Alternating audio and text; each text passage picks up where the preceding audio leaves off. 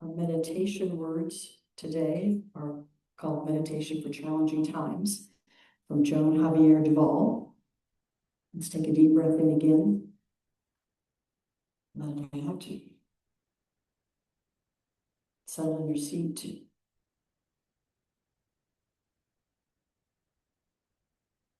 Holy mystery, silent presence, uncertain bearer of the weight of it all. In these quiet moments, we listen. We listen for the maybe still breathing, perhaps still whispering, faintest sign of the universal good. We listen between the cacophony of distractions, pulling us towards untruth and falsehood. We listen amidst the shrill cries of desperation of, "We've had enough," of "When will they stop killing my people?" Of "How much more will the waters rise?" Of "When will it be safe to return to my home?" Of "How much longer can I hang on?" We listen and we wait. Through the tumult of these days, we seek assurance. We seek the fulfillment of a promise made to ourselves, a promise made to those we have been stretched to call our neighbor, a promise written and enshrined and yet unfulfilled. Help us, abiding mystery, to hang on, to hold on when all is in question, when all is in doubt. Help us to stay firm to our own commitments and our own promises. Lead us back into connection, back into the bonds of humanity that help us to know each other as beloved. May we continue listening. May we keep watch. May we beckon love and justice and mercy with our own whispers, with our own shouts, with our own cries, until we all know themselves part of the circle of love. Amen.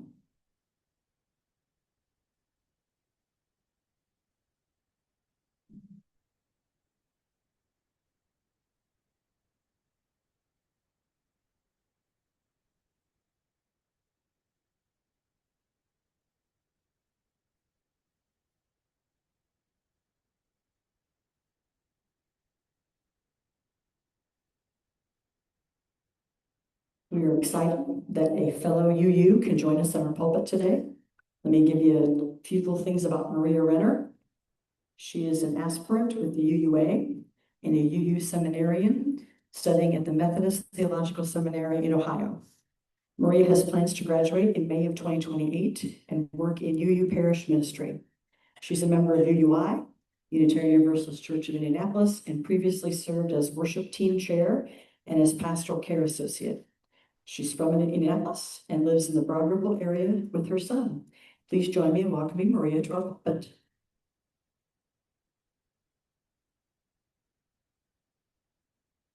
Yeah. Sorry.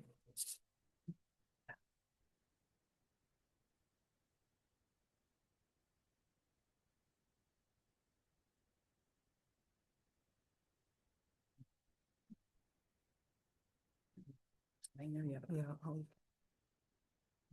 be good. Okay. Good morning. Beside you. Thank you.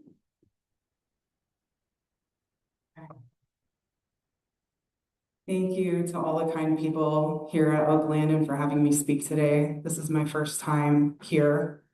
It is good to be with you here in person and also with those joining online. I want to begin by inviting you to bring your whole selves into this space.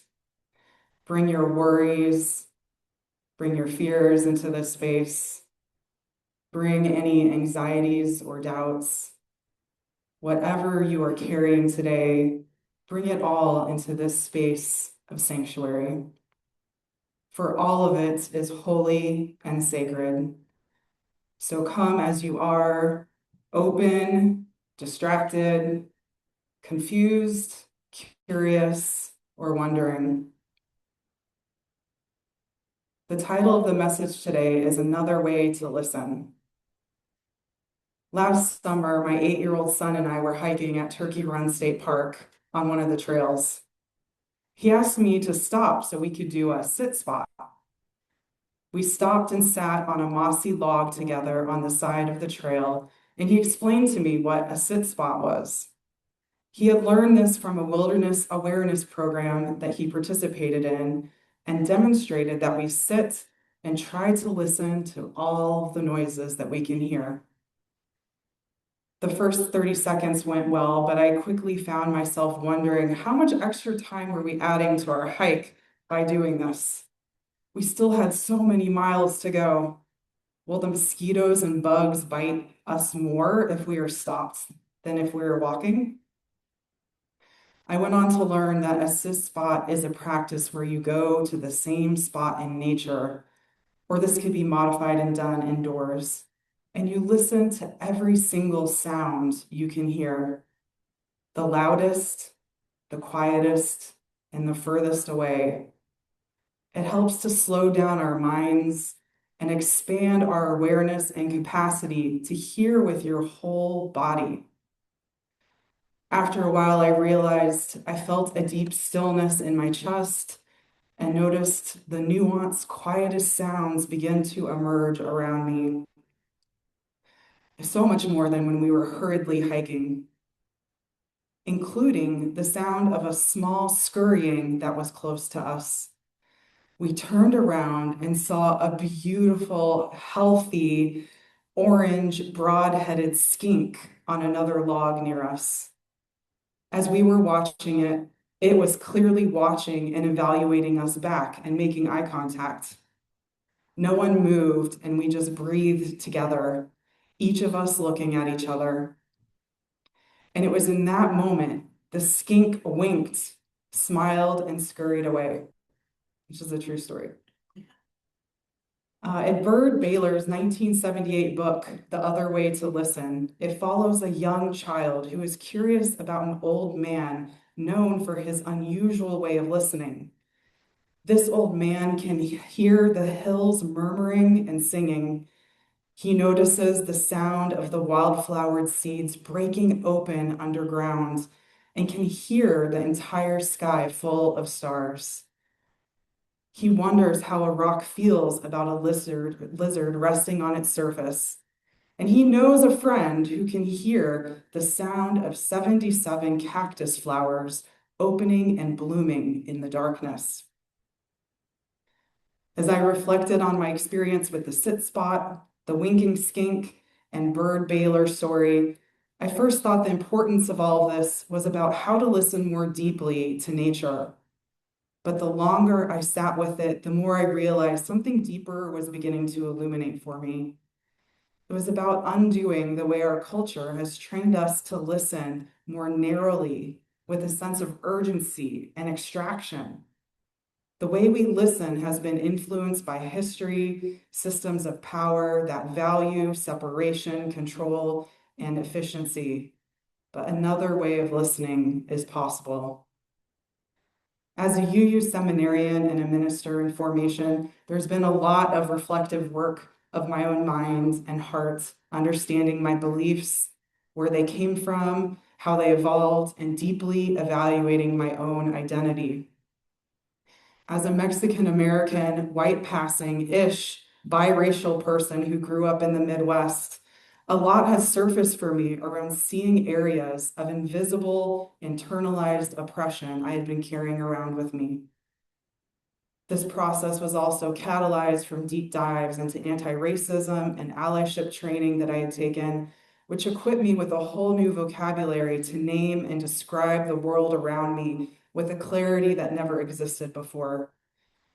It was from this place that I was able to understand and see how our culture and modern society has impacted the way we listen. This inspired for me reflection on not just how we can listen better, but what kind of listening have we been informally taught, and how has this changed over time? So how does our culture define listening? There are over 70 definitions of listening that explain it as a cognitive skill. It is described as a physical process of receiving sounds, interpreting, remembering, and responding. How we listen, what we value in the sound, whose voices we trust, and whose voices we dismiss are all influenced by systems of knowledge and power and history.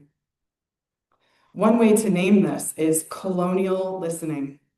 Colonial listening is shaped by histories of white supremacy, patriarchy, and capitalism. These systems reward speed, extraction, and control. Under these conditions, pausing is treated as weakness and listening is a delay. This does not mean that hearing itself is colonized. Our bodies evolved over thousands of years to respond to connect the sound of connection with the natural world. Our nervous systems are still capable of attuning to birds or red-winged blackbirds, to wind, nature, seasons around us, and silence. What has been colonized is our interpretation of sound and our value systems around listening, on our habits of attention. We've been invisibly trained to listen for threats, compliance, or for alignment. This keeps our nervous systems constantly activated and reactive. And when we live in that state, it becomes difficult to stay grounded, compassionate, or connected. In this context, deep listening becomes an act of resistance. To listen deeply is to refuse that pace of extraction. It is to refuse to treat people, land, or even sound itself as something to be consumed. Decolonizing our listening begins with understanding listening as a cultural and relational practice, not just a physical one. It means noticing how urgency, hierarchy, and control has impacted our attention. It means unlearning habits that disconnect us from the land, from each other, and from ourselves. This unlearning is also a remembering. Across many Indigenous traditions, listening is understood not as an individual skill, but as a relational and ethical practice. In Australia, this can be seen through a relationship between the Dadiri and the songlines. The Dadiri is a concept from the Aboriginal people. It's often translated as deep listening, but it means so much more than to listening to words. It is a kind of ancestral, reverent listening that is deeply patient, gives respectful attention to the land, to spirit, to silence, and relationship. This way of listening makes songlines possible. Songlines are ancestral pathways across the land that are remembered and kept alive through the connection to the land through song. They are said to be encoded with history, geography, and responsibility. Some songlines are local routes, while others extend hundreds or even thousands of miles, crossing deserts, rivers, mountains, and coastlines, together forming networks that span much of Australia. Songlines are not simply songs to be heard, they are paths that are listened to, walked, and cared for. People use songlines to navigate the land by listening and singing.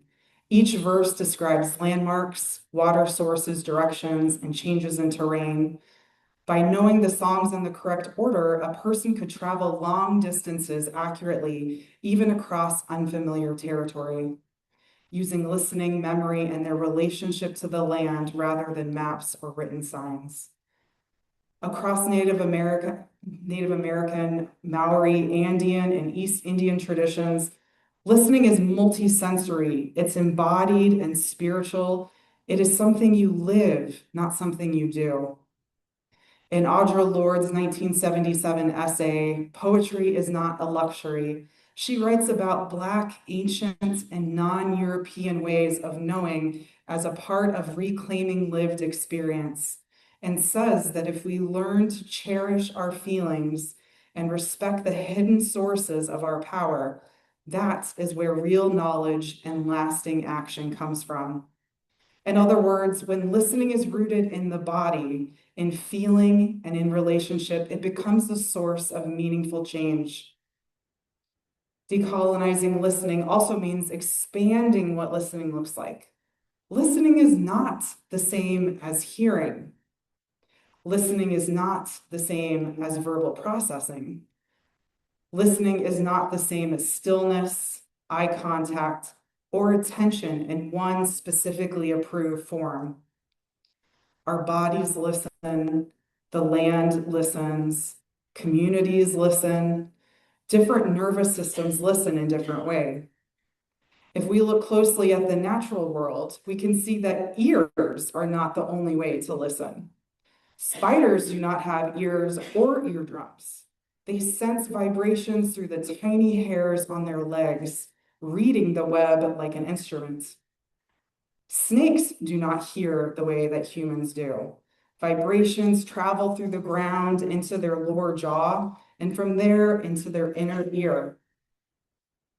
Jellyfish have no eyes and no ears, and yet they have survived for more than 500 million years.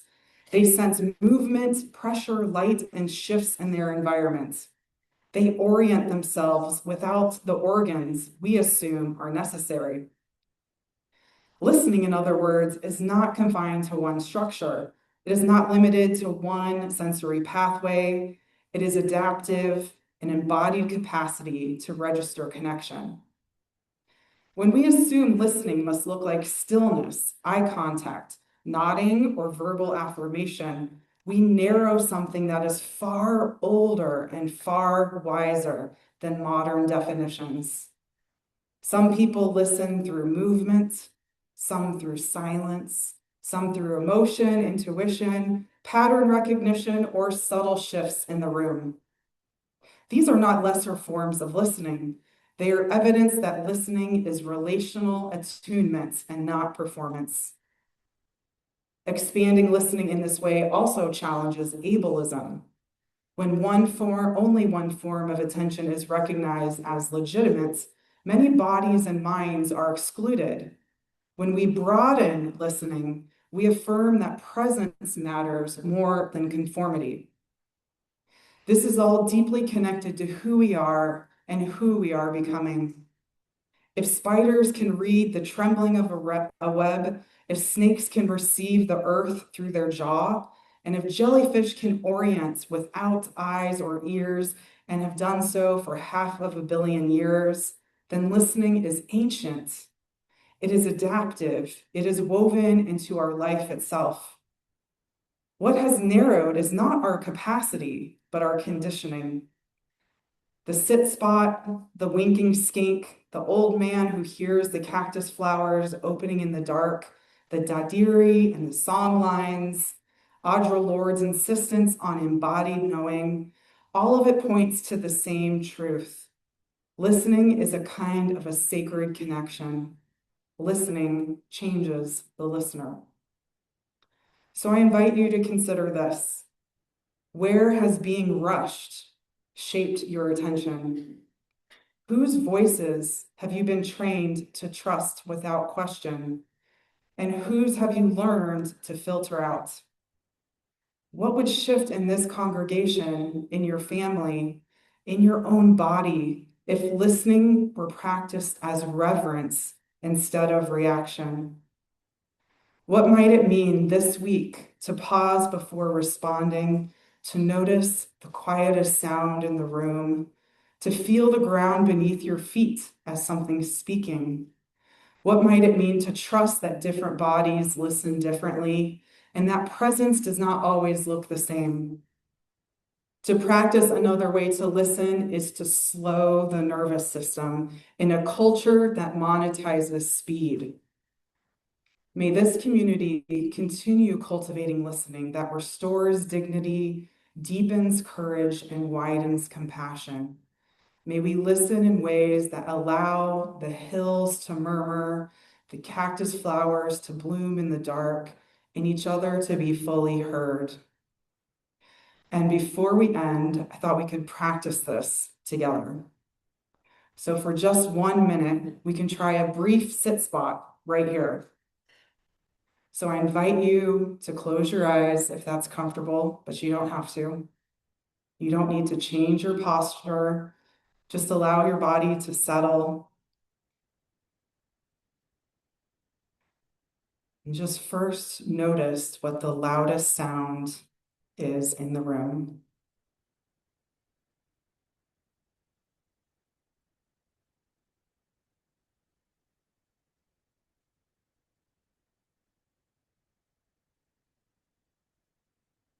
Then notice the quietest sound you can detect.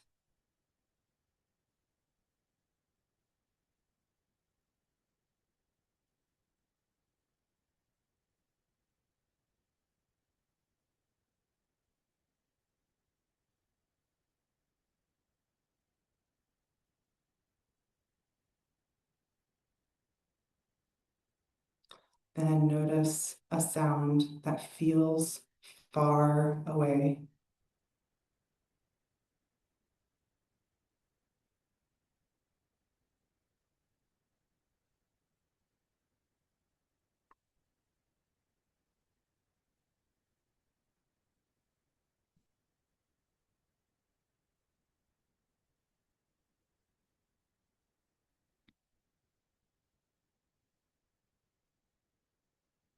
Include the sound of your own breath.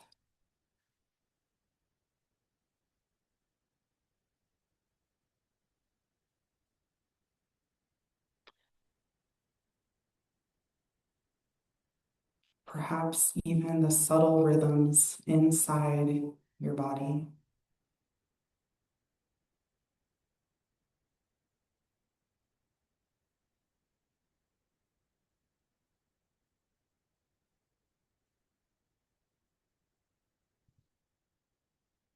If thoughts arise, let them pass like wind through the trees, returning to the listening, not to fix, simply to receive.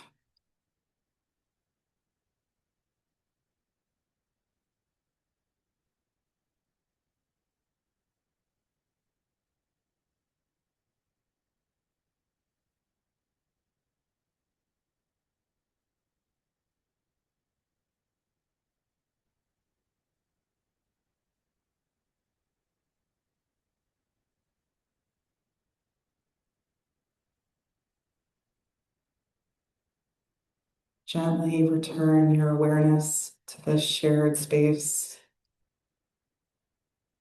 Listening changes the listener. Even 1 minute can expand our awareness and widen the web. Amen and blessed be.